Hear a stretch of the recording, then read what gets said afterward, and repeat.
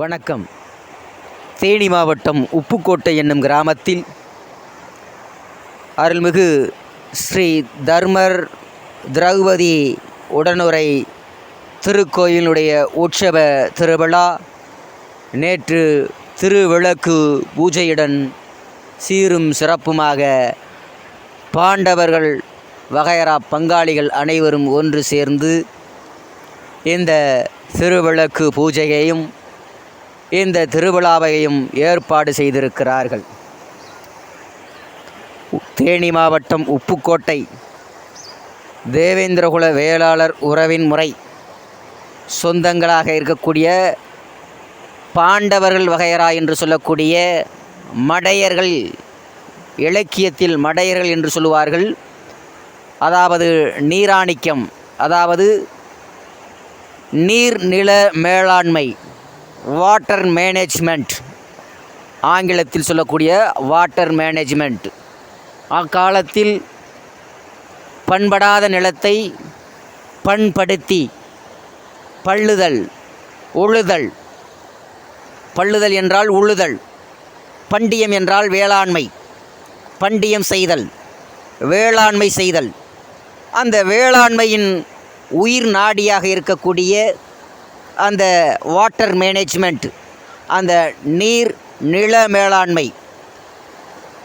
இயற்கையின் வரப்பிரசாதமாக இருக்கக்கூடிய தேவேந்திரனுடைய அருளாலும், தேவேந்திரனுடைய அருளால்தான் அர்ஜுனன் என்ற மகன் பாண்டவர் குலத்தில் பிறந்த ஒரு மாவீரன், சக்கரவர்த்தி, மாமன்னன் சக்கரவர்த்தி என்ற அடிப்படையில் தர்மர், வீமன், அர்ஜுனன், மகாதேவன், சகாதேவன் என்று 5 பாண்டவர்களில் பாண்டவர்களுடைய அந்த யுத்தகலத்தில் அர்ஜுனன் என்ற மாமன்னன் கதாநாயகனாக இன்று வரை பேசப்பட்டு வருகிறது. ஒரு விஜயம், வில்லுக்கு விஜயன். அதேபோல் விஜயன் என்றால் அர்ஜுனன். அர்ஜுனன் கதாபாத்திரத்தில் யாருடைய அவதாரத்தில் பிறந்தார் என்பதுதான் ஒரு சரித்திரமாக நாம் பார்க்க வேண்டும். குந்தி அவர்கள் தேவேந்திரனுடைய அருளால், தேவேந்திரனுடைய அருள் ஆசியால் விஜயன் என்று அழைக்கக்கூடிய அர்ஜுனன் தேவேந்திரனுடைய ஆசீர்வாதத்தால் பாண்டவர்களுடைய வாரிசாக அர்ஜுனன் பிறந்தார் என்பது நமக்கு தெரியும். அந்த அர்ஜுனனுடைய மகன்தான் அபிமன்யு. அந்த அபிமன்யு யுத்தகலத்தில் கௌரவர்களுக்கு எதிரான போரில் தனது உயிரை மாய்த்து கொண்டார். அதேபோல் தர்மர் உடனுறை திரௌபதியின் பாஞ்சாலி என்று சொல்லக்கூடிய அந்த கதாபாத்திரம் நாம் தேனி மாவட்டத்தில் உப்புக்கோட்டை என்னும் கிராமத்தில் நமது பாரத தேசத்தில் இருபெரும் காப்பியங்களாக இருக்கக்கூடிய மகாபாரதம், ராமாயணம் என்ற இருபெரும் காப்பியங்களினுடைய பிடி, அதாவது பூர்வீக ஜென்மம்,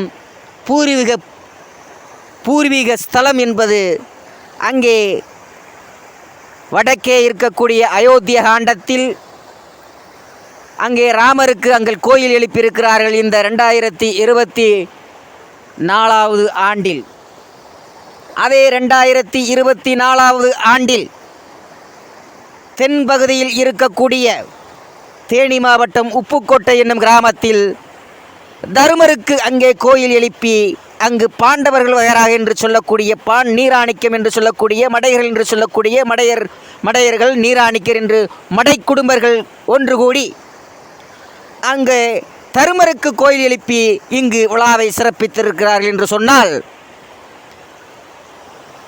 வடக்கும் தெற்கும் எவ்விதத்தில் அங்கு இணையப்படுகிறது பாரத தேசத்தினுடைய இந்து மத கலாச்சாரமும் கிருஷ்ணனுடைய அவதாரத்தின்படி, கிருஷ்ணனுடைய அந்த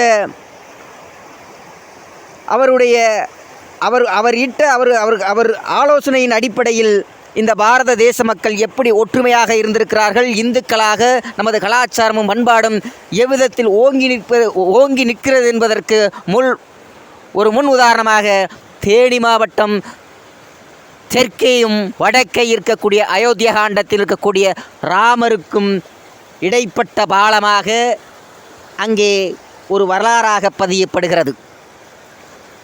இது ராமர் கோயில் இன்று கட்டுவதற்கு எத்தனை இடைஞ்சலாக இருந்து எத்தனை ஆண்டு காலமாக மக்களுடைய கனவாக இன்று பூர்த்தி செய்யப்பட்டிருக்கிறதோ ராமர் கோயில், அதுபோல இங்கு நடக்கக்கூடிய தேவேந்திர குல வேளாளர் சமுதாயத்தில் இருக்கக்கூடிய நீராணிக்கர் என்று சொல்லக்கூடிய மடைக்குடும்பர் என்று சொல்லக்கூடிய இந்த பாண்டவர் பங்காளியுடைய இந்த திருக்கோயில், இந்த உற்சவ திருவிழா நடைபெறுவதற்கு அதே போன்று ராமர் கோயிலுக்கு எப்படி காத்து கொண்டிருக்கின்ற நிலைமையோ அதே போன்று பல இடையூறுகளுக்கு மத்தியில் இந்த 2024 ஆண்டில் இந்த நீராணிக்கர் வகைராக்கள் ஒன்று கூடி ஒற்றுமையுடன் இந்த சாதனையை செய்திருக்கிறார்கள். இந்த திருவிழாவை இந்த தர்மர் திரௌபதி உடனுரை திருக்கோவிலில் இப்படிப்பட்ட ஒரு மாபெரும் சாதனையை இந்த திருவிளக்கு பூஜையுடனும்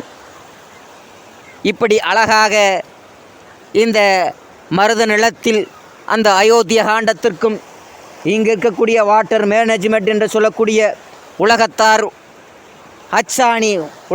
அச்சாணி உழவன் பண்டியம் செய்தல், வேளாண்மை செய்தல், அந்த வாட்டர் மேனேஜ்மெண்ட் என்று சொல்லக்கூடிய உழவுக்கு மிகவும் முக்கியமாக இருக்கக்கூடிய பொருள் நீர். அந்த நீரும் காற்றும் நமது இயற்கையின் கடவுளாக ஒருவர் மலைக்கடவுளின் அவதாரமாக அர்ஜுனன் பிறந்தார். அதே ஒரு நீர்க்கடவுளாக இருக்கக்கூடிய சகாதேவன் மகாதேவனாக அவதாரம் புரிந்து இம்மண்ணுக்கு உதித்திருக்கிறார்கள். அதேபோல் காற்றின் கடவுளாகவும் அதேபோல் வாயுவின் கடவுளாக பீமனும் நமக்கு இங்கே அவதரித்திருக்கிறார் என்று சொன்னால் காற்றும் நீரும் பிரிக்க முடியாது. அதேபோல் மலை கடவுளாக இருக்கக்கூடிய அந்த வர்ணன் இந்திரன் அவர்களுடைய இயற்கையினுடைய பிறப்பு தான் இந்த பாண்டவர்கள். பாண்டியம் செய்தல், வேளாண்மை செய்தல் என்ற ஒரு இலக்கிய கூறுபாடுகள் நமது தமிழ் கலாச்சாரத்தில் தமிழ் மண்ணையும் இங்கு இருக்கக்கூடிய தெற்கும் வடக்கும் அயோத்திய காண்டம் என்று சொல்லக்கூடிய மருத நிலத்து மக்களாக இங்கே இந்த 2024 தர்மருடைய திரௌபதி உடனுடைய திருவிழாவாக இருக்கக்கூடிய தேனி மாவட்டம் உப்புக்கோட்டை என்ற இந்த திருவிழாவும் அதேபோல் 2024 அங்கு மாபெரும் கும்பாபிஷேகம் நடத்தி அயோத்திய காண்டத்தில் ராமருக்கு அங்கு கும்பாபிஷேகம் நடத்தியிருக்கிறார் என்று சொன்னால் இங்கு ஏதோ ஒரு பூர்வீக ஜென்மத்தின் அடிப்படையில் நமது பாரத தேசத்தில் நாம் ஜாதி மதம் கடந்து மொழி கடந்து இங்கு விஜயம் என்றால் அர்ஜுனன் இங்கே விஜயம் செய்திருக்கிறார். இங்கருடைய இந்த பாண்டவருடைய குலதெய்வம் அந்த தர்மருடைய அந்த இங்கே பார்த்து கொண்டிருக்கிறார்கள். தர்மருக்கு போதை, அதாவது அந்த போதை புல் என்று சொல்லுவார்கள். அதற்கு அந்த புல்லின் வகைக்கு கோரப்புல் என்று சொல்லுகிறார்கள். போதப்புல், கோரப்புல், தர்பை என்று சொல்லுகிறார்கள் சமஸ்கிருதத்தில். அப்படி அந்த சமஸ்கிருதத்தில் தர்பை புல்லால் மேய்ந்து அந்த தர்பை புல்லின் கோரப்புல்லில் அந்த கூரைகளில் மேய்ந்து அந்த தியான வடிவில் இந்த உப்புக்கோட்டையில் தருமர் என்ற கடவுள் நமக்கு அங்கே காட்சி கொடுக்கிறார்.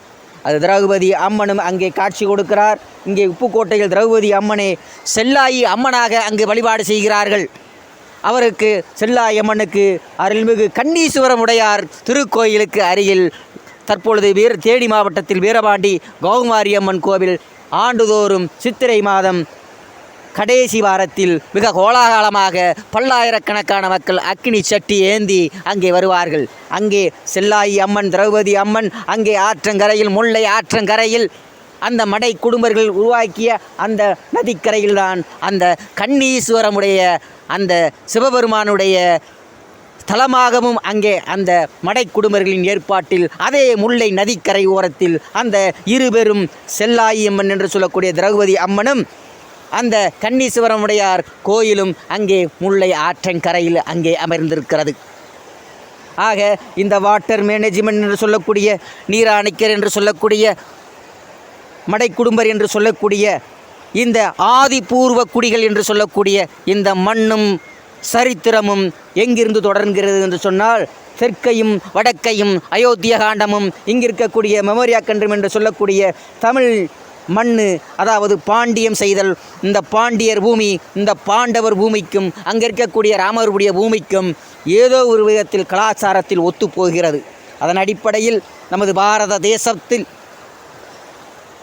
பாண்டியருடைய அவதாரங்கள் மீண்டும் எழுகிறது. பாண்டவர்கள் என்பதுதான் பாண்டியர்கள், பாண்டியர்களுடைய பாண்டியம் மீளும் என்பதற்கு இந்த உப்புக்கோட்டை கிராமத்தில் இந்த விழா சீரும் சிறப்புமாக இன்று தொடங்கியிருக்கிறது. இதை எவ்வளவு ஒற்றுமையாக இந்த 100 ஆண்டு கால சாதனை, அதேபோல் அங்கே எத்தனை பேர் சாதனைகள், ராமர் கோயில் கட்டுவதற்கு எத்தனை ஆண்டுகள் கழித்திருந்தார்கள், அதே மாதிரி இந்த விழாவை எடுப்பதற்கு எத்தனை ஆண்டுகள் பொறுமையுடன் இருந்தார்கள், எவ்வளவு இன்னல்கள். ஆக இருவரும் விழாக்கள் எடுப்பதற்கு இவ்வளவு சிரமம். ஆனால் 2024 இரண்டுக்குமே திருவிழா எடுக்கிறார்கள் என்று சொன்னால் இயற்கை ஒன்று சேர்க்கிறது. நீங்கள் புரிந்து கொள்ள வேண்டும். இந்த விழாக்கள் சீரும் சிறப்புமாக நடைபெறுவதற்கு இயற்கை ஒன்று சேர்க்கிறது. ஜாதி கடந்து, மதம் கடந்து, மொழி கடந்து இயற்கையோடு அதாவது இயற்கையை வணங்கக்கூடியவர்கள் இங்கே இருக்கக்கூடிய மடை குடும்பர்கள். அயோத்தியா காண்டத்தில் ராமர் ஒரு மடை குடும்பராகத்தான் இருந்திருக்க வேண்டும். இங்கே தருமர் ஒரு மடை குடும்பராகத்தான் இருந்திருக்கிறார். அர்ஜுனனும் தேவேந்திரன் மலை குடும்பமாக அந்த நீர் சம்பந்தப்பட்ட துறையில் அவர்கள் சிறந்து விளங்கியிருக்கிறார்கள். மருத நிலத்தில் தான் ஓரிடத்தில் தான் நிலையான ஆட்சி செய்திருக்க முடியும். மனிதன் கற்காலத்தில் நாடோடியாக வாழ்ந்தான். பிறகு நிலையான வாழ்க்கைக்கு வரும்பொழுது அவர்கள் குடியானவர்களாக மாறுகிறார்கள், குடும்பனாக மாறுகிறார்கள். யானை போன்ற மிருகங்களை பார்த்து கூட்டம் கூட்டமாக வாழ்ந்து குடும்பமாக நடத்தி மனிதனுக்கு குடும்பமாக வாழ்வதற்காக மனிதனுக்கு நாகரிகத்தை கற்றுக் கொடுத்தவர்கள் இந்த மடை குடும்பர்கள். ஆக இந்த மடை குடும்பம் இருந்துதான் நாகரிகம் பிறந்திருக்கிறது என்றது பல வரலாற்று ஆராய்வாளர்களும் ஆராய்ச்சியாளர்களும் அங்கே உறுதிப்படுத்தியிருக்கிறார்கள். நீங்கள் சொல்ல வேண்டும், நீங்கள் எவ்வளவு ஆராய்ச்சி வேணாலும் சரி, எவ்வளவு வரலாற்று புத்தகங்களை தேடி பார்த்தாலும் உங்களுக்கு தெரியும் மனிதனுடைய நாகரிகமும் கலாச்சாரமும் எங்கிருந்து தோன்றியது. குறிஞ்சி, முல்லை, மருதம், நெய்தல் என்று அடுக்கடுக்கான 4 வகை நிலப்பிரிவுகளின் அடிப்படையில் தான் தோன்றியது என்று வரலாறு சொல்லுகிறது. 4 வகை வர்ணம் தான் சொல்லுகிறது. உற்பத்தியாளர், விநியோகஸ்தாளர், அதை பகிர்ந்து கொடுக்கக்கூடியவர்கள், அதை நுகர்வோர்கள் என்று 4 வர்ணம் தான் இருக்கிறது. நமது தேசிய கொடியிலும் 3 வர்ணங்கள் தான் இருக்கிறது. அதில் நமது ஒற்றுமையின் அடிப்படையில் நீலக்கலராக அங்கே அசோக சக்கரம் அங்கு பதியப்படுகிறது. காவிரி செம்மை, பசுமை, செம்மையும் பசுமையும் வெண்மையும் நமக்கு அங்கே உணர்த்துகிறது. செம்மை என்றால் உழைப்பினுடைய அறிகுறியைத்தான், உழைப்பினுடைய கொள்கையைத்தான் அங்கு செம்மை காட்டுகிறது. செம்மையாக உழைக்க வேண்டும், செம்மையாக எந்த ஒரு காரியங்களும் செம்மையாக செய்ய வேண்டும் என்றது. அதே நேரத்தில் வெண்மை, நாம் எப்போதுமே வெண்மையாக இருக்க வேண்டும், வெண்குடத்தில் இருக்க வேண்டும், வெள்ளை நிறத்தோடு இருக்கும், எதுவும் வெளிப்படையாக இருக்க வேண்டும், வெள்ளை அறிக்கையாக இருக்க வேண்டும், வெளிப்படையாக இருக்க வேண்டும் என்ற அடிப்படையில் தான் அது வெண்மை நிறத்தை காட்டுகிறது. அதே நேரத்தில் பசுமையை காட்டுகிறது. நாம் எடுக்கும் ஒவ்வொரு முயற்சியிலையும், நாம் வெளிக்கிடக்கக்கூடிய ஒவ்வொரு வெண்மையிலையும், நாம் வெளிப்படுத்தக்கூடிய வெண்மையான அறிக்கையிலையும் வெளிப்படையாக இருப்பதனுடைய உழைப்பின் அடிப்படையில் நமக்கு பசுமையை காட்டுகிறது, செழிப்பை காட்டுகிறது, வளத்தை காட்டுகிறது. அதுதான் பசுமையினுடைய அடையாளமாக இருக்கிறது. ஆக செம்மை, வெண்மை, பசுமை என்ற நம்மளுடைய உழைப்பின் அறிகுறிதான் அங்கே தேசிய கொடியாக மூவர்ண கொடி நமது பாரத தேசத்தில் பட்டொளி பறக்கிறது.